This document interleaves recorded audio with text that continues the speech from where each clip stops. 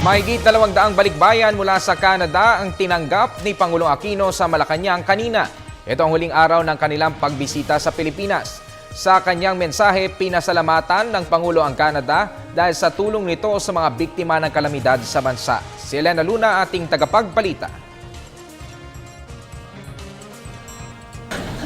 Hindi ko po kasi sukat akalain na dito po sa Malacanang, matutuwa akong i-welcome ang escapists.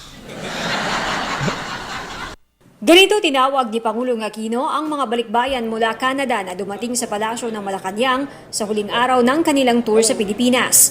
Escapees ang birong tawag sa kanila dahil iniwan nila ang snow sa Canada para 6 na araw na maglibot at makifiesta sa Kalibo, Boracay, Rojas City, Iloilo City at Guimaras. Sa harap ng mahigit 240 balikbayan sa palasyo, sinimulan niya ang speech sa pagkukwento sa isang birong text message na natanggap sa kasagsagan ng issue ng pork barrel scam. Sa bawat tanong po ng mga ang sinasabi raw ni Mr. Polis, hindi ko maalala yan. May tinanong na ibang bagay, wala akong maalalang ganyan. Pagkatapos ng 5 o 6 na oras sa kaka-interview, wala pa ho nasusulat yung scriptwriter. Hindi na po matutuloy raw yung episode ng maalala mo kaya. Sunod na kinuwento ng Pangulo sa kanila ang mga ginagawang reforma ng Administrasyong Aquino. Ibinida ng Pangulo ang mga infrastrukturang ginagawa sa bansa tulad na lamang ng pagsisimula ng Metro Manila Skyway Stage 3 na siyang magdudugtong sa SLEX at NLEX. Mula sa campaign promise niya na kung walang kurap, walang mahirap, 62% na ng lampas kalahating milyong nagsanay sa TESDA ang may mga trabaho na. Pinapalawig ang Conditional Cash Transfer Program na para mas maraming bata ang makapag-aral at masuportahan ang mahihirap na pamilya. Like a lot of Filipinos, and I guess you, when you left our shores, you looked at the future in the country and said, the future doesn't look that bright. And I've always wondered, and perhaps most especially when we were living in exile, the country is so blessed.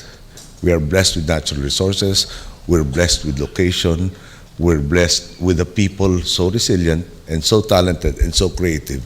And one had to ask and wonder, why can't we make a future here?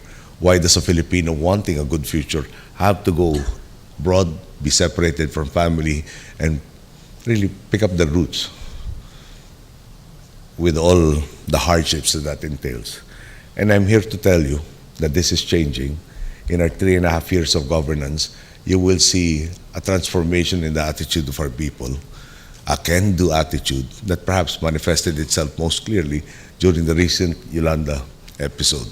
Hindi rin nakalimutan ng Pangulo na pasalamatan ang mga balikbayang ito kasama na ang pamahalaan ng Canada sa tulong na ibinigay sa Pilipinas noong mandalasa ang Super Typhoon Yolanda.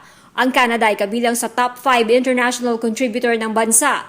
Umabot sa 55 million Canadian dollars ang ibinigay nilang donasyon bukod pa sa mahigit 300 miyembro ng kanilang disaster assistance team na dumating sa Pilipinas. Previously, there was warmth from the winter months. Now there is the warmth from the love that you have bestowed and shown on our countrymen. And again, on their behalf, I thank all of you for this really tremendous effort that enabled us to overcome and continue to overcome the challenges besetting our country as we try to recover, reconstruct, rehabilitate, and build back better. Again, our thanks to each and every one of you.